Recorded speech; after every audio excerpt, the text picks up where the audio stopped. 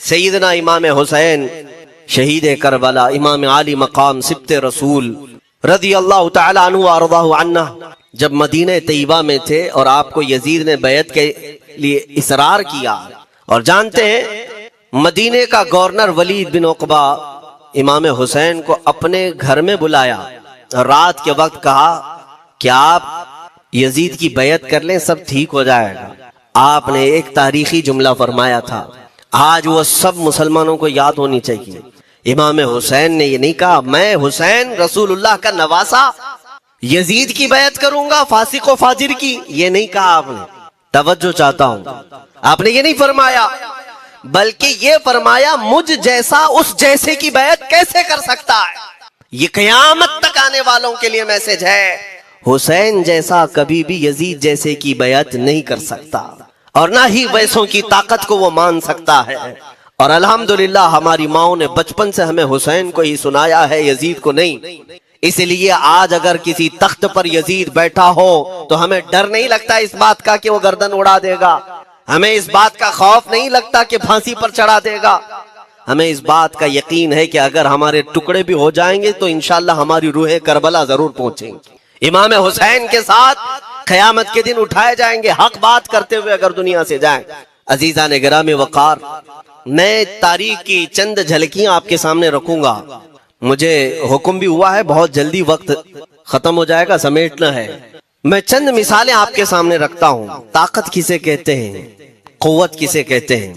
جیم میں جا کر باڈی بنانے والا طاقتور ہے، کاجو بادام کھانے والا طاقتور ہے، مکے مارنے والا طاقتور ہے۔ کون ہے طاقتور؟ طاقت کسے کہتے ہیں؟ میرے عزیزو، اصل طاقت تو یہ ہے کہ تم استعمال اپنے ہاتھ پیر کچھ بھی نہ کرو لیکن کھلبلی دوسروں میں مچی رہے، یہ اصل طاقت ہے۔ یہ رب تعالیٰ کی طرف سے دی ہوئی ہوتی ہے انعام میں۔ ورنہ آپ سوچ سکتے ہیں کہ حسین اعظم کے ساتھ جو لوگ آئے تھے وہ کل قافلہ کتنا تھا؟ الگ الگ روایتیں، امام حسین کے ساتھ 135 لوگ تھے، بعض روایات میں ہے 96 تھے، 96 لوگ تھے، بعض روایت میں 82 تھے، شہید ہونے والوں کی تعداد 72 ہے۔ لیکن اس بات پر اکثر علماء محدثین کا خیال ہے کہ 82 لوگ تھے، 82 لوگ تھے۔ 82 کے مقابل میں کتنے لوگوں کو آنا چاہیے راستہ روکنے کے لیے؟ اگر کسی عام آدمی سے بھی پوچھے تو ڈبل کر دو، ٹرپل کر دو، 4 گنا زیادہ کر دو۔ نہیں، 82 کو روکنے کے لیے پہلے 1000 لوگ آئے، پھر وہ 1000 کے بعد 4000 پلس آئے، 5000 لوگ صرف 82 لوگوں کو روکنے کے لیے آئے راستہ۔ پھر یہ لوگ 4 دن تک راستہ روکتے ہی رہے، 5000 لوگ مل کر۔ 10ویں محرم ہونے سے پہلے پھر تقریباً 16000 لوگ آئے، یعنی تقریباً پورے ٹوٹل ملا کر 22000 کے قریب، 21000 سمتنگ کچھ۔ 22000 کی فوج کیا معنی رکھتی ہے؟ کس کو روکنے کے لیے؟ 82 لوگوں کو۔ اسی سے سمجھ میں آتا ہے اصل طاقت کسے کہتے ہیں۔ طاقت اسی کو کہتے ہیں کہ ادھر 3 دن کے بھوکے اور پیاسے ہیں، ان کے خیموں میں ساز و سامان بھی نہیں، جنگ کے اسباب بھی نہیں، اور وہ جنگ کی نیت سے بھی نہیں گئے، اس کے باوجود 22000 کے سینوں میں جو کھلبلی مچی ہے، دنیا اسی کو سمجھ نہیں پا رہی ہے۔ اگر دنیا یہ سمجھتی ہے کوانٹیٹی کا نام طاقت ہے تو ہم اس کو رد کرتے نہیں، کوالٹی کا نام طاقت ہے۔ ایمان یہ اصل طاقت ہے۔ اور ایک تاریخی بات میں آپ کے سامنے رکھتا ہوں، امام حسین کا راستہ روکنے کے لیے سب سے پہلے یزید کی فوج سے جو شخص آیا تھا اس کو حر بن یزید کہتے ہیں، حر بن یزید الریاعی۔ 1000 کا لشکر لے کر کے یہ امام حسین کا راستہ روکنے آئے، 2 دن تک ادھر ادھر گھماتے رہا، اور جب نمازیں ہوتی رہی امام حسین مصلی امامت پر ہیں اور یہ یزیدی اقتدا بھی کر رہے ہیں، ہر جماعت امام حسین کے پیچھے ہو رہی ہے۔ لیکن میں آپ کو بتاتا ہوں 10ویں محرم سے پہلے امام حسین نے خطبہ دیا اور یزیدیوں سے کہا کیا تم میری حیثیت کو نہیں جانتے؟ میں فاطمہ زہرا کا بیٹا ہوں، حیدر کرار کا نور نظر ہوں، رسول اللہ کا نواسا ہوں، میری نسبتیں کیا تمہیں نہیں معلوم؟ تم میرے خون سے اپنے ہاتھوں کو نہ رنگو، میں تمہارے پاس آپشن رکھتا ہوں، میں اس راستے سے اپنے واپس مدینے کی طرف جاتا ہوں یا کسی ساحل کی طرف یا دمشق جاؤں گا، جنگ کرنا نہیں چاہتا تم سے۔ یہ 3 آپشن جب امام حسین نے رکھا تو یزیدیوں نے ایک کو بھی قبول نہیں کیا، وہ جنگ کرنا ہی چاہتے تھے، امام حسین کے خون کے ساتھ کھیلنا ہی چاہتے تھے۔ لیکن جو حر بن یزید ہے، توجہ چاہتا ہوں، جو خود امام حسین کا راستہ روکنے کے لیے آیا، اس کے دل میں یہ بات آئی اور اس نے آ کر کے 10ویں محرم کو یزیدیوں سے کہا میاں مان لو حسین کی بات، 3 میں سے کوئی ایک بات مان لو، ہم جنگ نہیں کرنا چاہتے، وہ رسول اللہ کے بیٹے ہی تو ہیں۔ تو سارے جو سپہ سالار بڑے بڑے تھے، عمرو بن سعد، شمر وغیرہ، حر بن یزید سے کہنے لگے تجھے کون کہتا ہے فیصلہ کرنے کے لیے، تو سپاہی ہے، 1000 کی نفری تیرے ساتھ دی گئی ہے، بس اگر تجھے ہمارے ساتھ رہنا ہے تو میدان میں جمع رہ، ورنہ چلا جا، تو صلح کی باتیں مت کر۔ حر بن یزید اسی دن 10ویں محرم کو ان یزیدیوں سے کہتا اچھا اگر تم میرے اس بات کو نہیں مانتے تو تمہاری سپہ سالاری تمہیں مبارک، میں حسین کے خیمے میں جا رہا ہوں۔ جو یزید کی طرف سے آیا تھا وہ کدھر چلا گیا؟ مولا حسین کے خیمے میں۔ کب؟ صرف 10ویں محرم، ایک روایت میں 9ویں محرم کو، ایک دن پہلے امام حسین کے خیمے میں آیا، دست بوسی کی، معافی مانگی، اور امام حسین نے کہا اب تم جا سکتے ہو اپنے گھر۔ حر بن یزید نے کہا میں اس وقت تک اب آپ کا ساتھ نہیں چھوڑوں گا جب تک میرے جسم میں آخری سانس باقی رہے، میں آپ کے ساتھ رہوں گا۔ اب امام حسین کی وفاداری میں آنے والا کون تھا؟ اس لیے میں آپ کو ایک چیز دے جاتا ہوں میرے عزیزوں، اللہ عز و جل کی قدرت کے فیصلے ہیں، وہ جب چاہتا ہے کہیں سے بھی کسی کو ہدایت عطا فرماتا ہے۔ وہ باطل قوتوں کے موجود پلنے والا بچہ بھی کبھی رب تبارک و تعالی ہدایت دیتا ہے، اسے عالم بناتا ہے، اور کبھی کعبے کی چھاؤں میں پلنے والے کو مولا ابو جہل بھی بناتا ہے، گمراہ کر دیتا ہے۔ حر بن یزید مولا حسین کے پاس آ گئے، جو بات مجھے کہنی ہے اس کے لیے مجھے اتنا واقعہ بیان کرنا پڑا ہے، میں اصل پوائنٹ کی طرف آتا ہوں، کیوں میں یہ بیان کر رہا ہوں۔ جب 10ویں محرم کو جنگ شروع ہوئی، عمرو بن سعد نے تیر چلایا، تو جانتے ہیں خیمہ حسین کی طرف سے سب سے پہلے میدان میں اترنے والا یہی حر بن یزید ہی، یہی اترے اپنے گھوڑے پر سوار ہو کر انہی یزیدیوں سے لڑنے کے لیے جن کی فوج میں یہ آئے تھے، ان کے مقابل میں لڑنے کے لیے گئے، اور جب لڑنے کی ابتدا ہوئی صبح سے دوپہر کے قریب تک وہ لڑتے رہے، زوال تک۔ اب جو بات کہنا ہے توجہ سے سنو، حر بن یزید نے صبح سے لڑائی کی، بہتوں نے وہاں پر میدان جنگ میں مقابلہ آرائیاں کی ہیں، لیکن حر بن یزید کی جو لڑائی ہے وہ تاریخ میں لکھی ہوئی، آج انہوں نے یزیدیوں کے ساتھ جو جنگ کیا، کئی گھنٹے جنگ کرنے کے بعد جانتے ہیں تنہا حر بن یزید نے 120 یزیدیوں کو قتل کیا، 120 کی تعداد، ایک گھوڑ سوار ایک ہی ہے، 120 کو مار گرایا، اس کے بعد جام شہادت نوش کیا۔ میں تاریخ پڑھ رہا تھا، وہیں پر ہم نے کتاب کو روک دی۔ بہت سارے لوگ کربلا کے واقعات میں امام حسین کے خاندان کے بچوں کے شہادت تو بیان کرتے ہیں، ان کے جسم کٹ گئے، ان کے اوپر گھوڑے دوڑائے گئے، لیکن تم یہ نہیں جانتے کہ حسینی شہزادوں نے باطل قوتوں کے کیسے چھکے چھڑائے تھے، ایک ایک جوان نے مقابل میں آنے والوں کو ان کی اوقات کیسے یاد دلائی تھی۔ اب سنو، حر بن یزید 120 کو مار گرا سکتے ہیں، وہ بھی ایک دن پہلے خیمہ حسین میں آنے والا، ایک دن پہلے خیمہ حسین میں آنے والا، بات سمجھ میں آ رہی ہے؟ ابھی جو ایک دن پہلے خیمہ حسین میں آ جائے اس کی طاقت کا حال یہ ہے، جو پیدائشی حسینی ہو اس کی طاقت کا حال کیا ہو۔ میرے عزیزوں، طاقت کسے کہتے یہ سمجھو۔ یہ اور بات ہے کہ لوگوں کو اپنی ہی اوقات معلوم نہیں، اپنی حیثیت معلوم نہیں ہے۔ ہوتا کیا ہے میں آپ کو بتاؤں، علامہ عبد المصطفیٰ اعظمی صاحب نے ایک بڑی پیاری بات لکھی ہے، وہ گجرات کے حالات بہت اچھی طرح سے جانتے تھے۔ آپ نے ایک بہت اچھی بات لکھی جو ہمارے تمام چیزوں سے یا آج کے زمانے میں یہ چیز میچ ہوتی ہے۔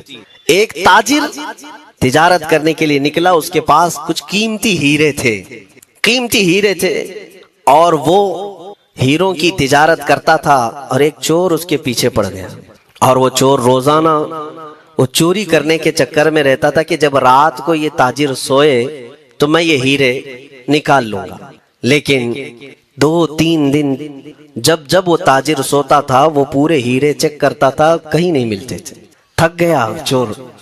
3 دن کے بعد اس تاجر کو اس نے پوچھا، چور نے کہا کہ تم ہیرے رکھتے کہاں ہو؟ دن بھر تو تمہارے پاس ہوتے، رات میں کہاں جاتے؟ تو اس تاجر نے کہا عقل کا اگر تو استعمال کرتا تو تجھے بات سمجھ میں آتی، روزانہ میں تیرے ہی جبے میں رات کو یہ ہیرے رکھ کر خود سو جاتا۔ وہ اپنا نہیں تلاش کرتا، اس کا تلاش کرتا، بلا تشبیہ و بلا تمثیل۔ میرے عزیزو، تمہارے پاس جو طاقت ہے تمہیں اس کا اندازہ نہیں۔ تم جو محبت مصطفیٰ صلی اللہ علیہ وسلم کی شمع اپنے سینے میں رکھتے ہو، مولا کریم کا وعدہ ہے تمہارے ساتھ، کانا حقا علینا نصر المؤمنین۔ رب تعالیٰ فرماتا ہم نے اپنے اوپر لازم کر لیا ہے کہ ایمان والوں کی مدد کریں، اور ہم نے مدد دیکھی ہے، رب تعالیٰ کی مدد دیکھی ہے۔ آج کے ان حالات میں مجھے بتاؤ، بھونکنے والے بھونک ہی رہے ہیں، باقی تمہارا کیا بگاڑ لیا، کیا تمہارا خراب کیا؟ بس یہ ہے کہ تم اپنے اندر کھلبلی مت مچاؤ اور زیادہ خوف و ہراس میں مت جیو۔ الحمدللہ مسلمان ہیں، مومن ہیں، کسی چور قوم سے تمہارا رشتہ نہیں ہے۔ تم دنیا کی اس عظیم قوم ہو جو صرف اور صرف اپنے رب تعالیٰ کے حضور جھکتی ہے، اور اپنے رب تبارک و تعالیٰ کے حضور ایسے جھکتی ہے۔ میں چیلنج کے ساتھ کہتا ہوں، پوری دنیا میں کوئی کمیونٹی، کوئی قوم ایسی نہیں ہے جو اپنے خدا کو دیکھنے کے بعد ہی جھکتی ہے۔ جس کی بھی جاؤ، ان کے خداؤں کی تصویر وہاں پر سامنے ہوتی تبھی جھکتے ہیں، وہ چاہے عیسائی ہوں، یہودی ہوں، کوئی بھی ہوں، انہوں نے کوئی نہ کوئی یا مورتی بنائی ہے یا تصویر بنائی ہے، تب وہ جھکتے ہیں۔ تنہا تم ایمان والے ہو جو آج تک اپنے خدا کو دیکھا نہیں لیکن ہر دن سجدہ کرتے ہو، تمہارا یہ ایمان ہے۔ اور قرآن میں شروع میں ہی اللہ تعالیٰ نے جو تعریف فرمائی سورہ بقرہ میں، یؤمنون بالغیب، اللہ فرماتا ہے یہ وہ لوگ ہیں جو غیب پر ایمان رکھتے ہیں، دیکھا نہیں۔ اور دنیا میں کروڑوں مسجدیں ہوں گی، کسی مسجد میں اللہ کی تصویر ہے؟ کسی مسجد میں؟ اور یا تمہیں صلاۃ و سلام پڑھنے کے لیے میرے آقا کی تصویر دیکھنے کی ضرورت ہے؟ یہی تو تمہارا ایمان ہے میرے عزیزوں۔ میرے آقا کو ہم نے دل میں بسا رکھا ہے، اور جب حضور پاک کی یاد آئی بغیر تصویر دیکھے ہم کھڑے ہو جاتے ہیں، اور ان کی محبت ویسی ہوتی ہے، ہمیں کسی تصویر اور مورت کو دیکھنے کی ضرورت بھی نہیں ہوتی۔ تمہاری خصوصیات بہت ہیں، اللہ رب العزت نے تمہاری پیشانیوں کو محفوظ رکھا ہے، کسی غیرے کے سامنے جھکنے نہیں دیا، پیشانی مقدس ہے تمہاری۔ ہاں یہ تو نہیں ہے کہ تم کسی درخت پر بھی چلے جاؤ، پتھر پر بھی چلے جاؤ، چوہے پر بھی جھک جاؤ، سانپ پر بھی جھک جاؤ، نہیں ہے۔ ایک صحابی ہیں، ایمان لانے کے بعد وہ کہتے ہیں یا رسول اللہ صلی اللہ علیہ وسلم، دو واقعات ایسے ہیں جو زمانے جہالت میں ہم کرتے تھے، ایک واقعہ یاد کرتا ہوں تو رونا آتا ہے، اور ایک واقعہ یاد کرتا ہوں تو ہنسی آتی ہے۔ حضور نے فرمایا وہ دونوں کیا ہیں بتاؤ؟ انہوں نے کہا پہلا واقعہ تو یہ ہے جس کو یاد کر کے روتا ہوں کہ جوانی میں جب ہمارے گھر بیٹی پیدا ہوتی تھی تو ہم اس کا گردن مروڑ کر دفن کر دیتے تھے۔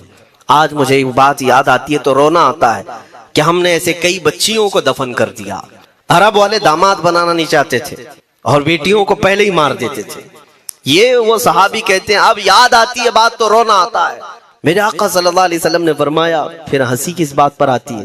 کہتے ہیں زمانے جہالت میں ہمارے خدا جو ہوتے جن کی ہم عبادت کرتے تھے تو جب سفر میں جانا ہوتا تھا تو آٹا گوند کر کے خدا بنا لیتے تھے، کیونکہ سفر میں جانا ہے اور ہر جگہ ان کو ساتھ میں رکھنا تھا خدا کو۔ وہ صحابی کہتے ہیں سفر کے خدا اور ہوتے تھے، ہوا کا الگ، پانی کا الگ، مٹی کا الگ، سب لے کر کے چلتے تھے۔ پھر حضور نے فرمایا ہنسی کس بات پر آتی ہے؟ وہ کہتے ہیں بیچ راستے میں اگر کھانا ختم ہوا تو کبھی خدا کا ہاتھ توڑ کے کھاتے تھے، کبھی پیر توڑ کے کھاتے تھے۔ ارے میرے عزیزو 1400 سال بعد آج جب آپ ہنس رہے ہیں، اس صحابی کو تو اس بات پر ہنسی آتی ہوگی۔ میں یہ بات صرف اس لیے عرض کر رہا ہوں کہ شکر مناؤ اللہ رب العزت کا کہ تمہیں رب تبارک و تعالیٰ نے اس قوم میں پیدا کیا ہے جس کا ماتھا صرف وحدہ لا شریک کی بارگاہ میں جھکتی ہے۔ تم ایمان والے ہو، اور میں نے آیت یہی تلاوت کی خطبے میں، وَلَا تَهِنُوا وَلَا تَحْزَنُوا وَأَنْتُمُ الْأَعْلَوْنَ إِن كُنتُم مُؤْمِنِينَ۔ گھبراؤ مت، پریشان مت ہو، تم سب سے زیادہ سربلند رہو گے اگر تم ایمان والے ہو۔ یہ قرآن کی آیت ہے۔ ایمان کسے کہتے ہیں؟ ایمان کسے کہتے ہیں؟ یعنی اللہ نے فرمایا اگر تم ایمان والے ہو تو سب سے زیادہ کامیاب ہو۔ اب ہم پوچھتے ہیں رسول پاک سے ایمان کسے کہتے ہیں؟ میرے آقا کی زبان سے سنو، لا یؤمن احدکم حتی اکون احب الیہ من والدہ وولدہ والناس اجمعین۔ حضرت انس سے روایت ہے حضور پاک صلی اللہ علیہ وسلم فرماتے ہیں تم میں سے اس وقت تک کوئی کامل ایمان والا نہیں ہو سکتا جب تک اپنے والدین، اپنے بچے، اپنے اور سارے انسانوں سے زیادہ میں اس کے نزدیک محبوب نہ بن جاؤں۔ حضور سے کامل محبت جب تک نہ کرو گے تب تک ایمان بھی کامل نہیں ہے۔ خلاصہ کلام یہی ہے کہ محمد سے وفا تو نے تو ہم تیرے ہیں، یہ جہاں چیز ہے کیا لوح و قلم تیرے ہیں۔ بس اسی بات پر آپ کو آنا ہے۔ اقبال بھی یہ کہتا ہے میں جرمنی گیا، یورپ کا سفر کیا، وہاں کی ترقیوں کو دیکھا اور وہ لوگ بہت آگے بڑھ رہے تھے، میں اسی لیے سفر کیا کہ میں وہاں تحقیق کر کے آؤں، دیکھوں اپنی قوم کو آ کر کے میں بتاؤں مسلمانوں کو کہ کس فیلڈ میں تم جاؤ گے تو کامیاب ہوں گے، سائنس میں، فزکس میں، جغرافی میں، کیمسٹری میں، میتھس میں، کون سی فیلڈ میں تم جاؤ گے تو زیادہ ماہر ہوگے۔ کئی سال اقبال نے وہاں کی خاک چھانی، تحقیقات کیا اور واپس جب آیا اپنی قوم کی طرف، علامہ اقبال کہتے ہیں میں ساری دنیا وہاں کی یورپ کی چھان کر کے آیا، یہی دیکھنے گیا تھا کہ میری قوم کس میدان میں اترے تو کامیاب ہوگی۔ تو لوگوں نے پوچھا کیا وہ تمہیں راز مل گیا؟ وہ کہتے ہیں ہاں مجھے راز مل گیا۔ لوگوں نے پوچھا کس میدان میں اترے؟ تو اقبال کہتا ہے میں تو راز کو پہنچا، اپنی قوم کو بتاتا ہوں تمہاری ترقی کا راز صرف اتنا ہی ہے کہ محمد سے وفا تو نے، کہ محمد سے وفا تو نے تو ہم تیرے ہیں، یہ جہاں چیز ہے کیا لوح و قلم تیرے۔ ساری کامیابی کا اصل راز میرے آقا سے بے انتہا محبت ہے۔ میں دینی شخصیات کی بات اپنی جگہ پر، جو جس کو آپ دنیاوی علوم کہتے ہیں، لاؤ میتھس کا کوئی بہت بڑا ماہر ریاضی دان یا کوئی سائنٹسٹ آپ کو ایسا لگتا ہو، لاؤ میرے اعلیٰ حضرت امام احمد رضا فاضل بریلوی کے سامنے۔ جانتے ہیں آپ اس اعلیٰ حضرت فاضل بریلوی نے 55 علوم پر اپنی تحقیقات لکھ دی ہیں، باقی جانتے کتنے تھے وہ اللہ ہی بہتر جانے۔ ایک بات میں آپ کو بتا رہا ہوں، میتھس میں، میتھمیٹکس میں ان کے پاس ایسی ایجادات تھیں۔ ایک کتاب اعلیٰ حضرت نے لکھی ہے جیومیٹری پر، آج کے بچے جو کالج پڑھتے ہیں وہ جانتے ہوں گے، جیومیٹری کی بھی کئی اس میں اقسام لکھی گئی ہیں، اور اعلیٰ حضرت نے ایک کتاب لکھی ہے کشف العلہ عن سمت القبلہ، قبلہ پہچاننے کا علم۔ تم تو آج وہ کمپاس لے کر کے پہچانتے ہو نا، اب تو موبائل میں آ گیا، موبائل کو گھماؤ ادھر دکھا رہا ادھر، ادھر دکھا رہا ادھر قبلہ۔ میرے عزیزو اسلام مشینوں سے نہیں چلتا ہے، اس کا سیل چلا گیا تو کیا تمہارا اسلام چلا جائے گا؟ اس کی بیٹری چلی گئی تو کیا تمہارا دین چلا جائے گا؟ نہیں، اسلام مکمل قواعد اور ضوابط کے ساتھ ہے۔ ساری مشینیں ختم بھی ہو جائیں، اسلام نے تمہیں قاعدے بنا کر دکھائے ہیں، پریکٹیکل۔ یہ قبلہ پہچاننے کا علم ہوتا ہے، شہر کا طول البلد عرض البلد دیکھنا ہوتا ہے، بہت ساری اس میں چیزیں، اس کی سطح سمندر سے اونچائی کتنی ہے، پھر ستاروں کو دیکھا جاتا ہے، پھر پہچانا جاتا ہے قبلہ، اس کو حساب میں لگایا جاتا ہے۔ اعلیٰ حضرت نے یہ جو کتاب لکھی پورے 1400 سال میں، اعلیٰ حضرت کی یہ کتاب جس میں 10 قاعدے خود انہوں نے ایجاد کیے، ان سے پہلے کسی نے نہیں لکھی، خود انہوں نے ایجاد کیے۔ اور اس کے بعد اعلیٰ حضرت نے چیلنج کے ساتھ کہا کہ میں نے، فقیر نے یہ 10 قاعدے ایجاد کیے ہیں، اس پر کوئی عمل کر کے قبلہ پہچاننا چاہے تو اس پر عمل کر کے کھڑا ہو جائے، اگر حجابات ہٹا دیے جائیں تو کعبہ اس کی ناک کے سامنے ہوگا۔ اعلیٰ حضرت نے لکھا ہے کعبہ عین اس کی ناک کے سامنے ہوگا۔ پرفیکٹ قاعدے انہوں نے لکھے۔ یہ قاعدے کہاں سے آئے؟ حساب، میتھمیٹکس۔ جو علی گڑھ کے پروفیسر اپنے پھنسے ہوئے مسائل حل کرنے کے لیے اعلیٰ حضرت کے پاس آئے، واقعات آپ نے سنے ہوں گے۔ اب میں آپ سے کہتا ہوں، ایک بہت بڑے پروفیسر صاحب علی گڑھ کے، وہ لندن یا آکسفورڈ جا رہے تھے یا جرمنی جا رہے تھے کچھ میتھس کے فنڈے حل کرنے کے لیے۔ اعلیٰ حضرت کے خلیفہ نے انہیں مشورہ دیا کہ چلے مولانا احمد رضا صاحب بریلی میں رہتے ہیں، ان سے بات کر لیں گے۔ پہلے تو انہوں نے مذاق اڑائے، مولوی لوگوں کا کام ہے، پروفیسر جس میں پھنسا ہوا ہے۔ انہوں نے کہا لندن اور جرمنی جانے میں جتنا خرچہ آتا ہے اس سے کم ہی بریلی کو لگتا ہے، ایک بار ٹرائی کر لیجئے۔ وہ آئے اعلیٰ حضرت کے ہاں، وہ مولانا سید سلیمان صاحب کے کہنے پر جب اعلیٰ حضرت کے پاس آئے، عصر کا وقت تھا، اذان ہو چکی تھی، آپ مسجد کی طرف جا رہے تھے، پروفیسر صاحب سے ملاقات ہوئی۔ اعلیٰ حضرت نے پوچھا کیسے آنا ہوا؟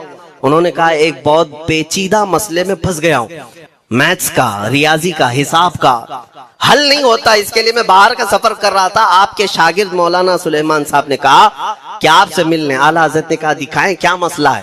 انہوں نے کہا اتنے شارٹ ٹائم میں یہ حل نہیں ہوگا، نماز کے لیے آپ جا رہے ہیں۔ اعلیٰ حضرت نے فرمایا پھر بھی دکھاؤ۔